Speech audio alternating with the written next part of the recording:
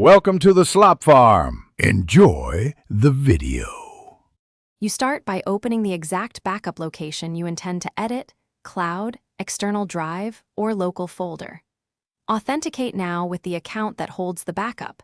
Make sure two-factor authentication is ready because some services lock changes otherwise.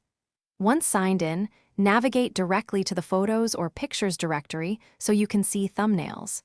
This immediate navigation saves time. It prevents accidental deletions from the wrong source and sets you up to select items precisely. You now select images carefully.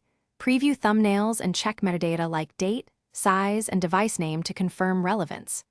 Use multi-select, filters, or search to group unwanted photos, for example, filter by date range or file type.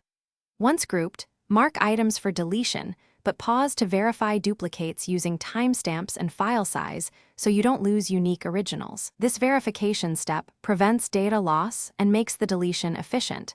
Make sure to scan quickly but deliberately.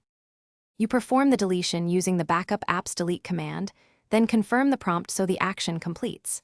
After that, empty the trash or perform a permanent delete if the service uses a retention folder.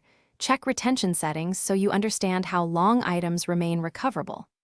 Once done, rescan the backup to ensure changes propagated.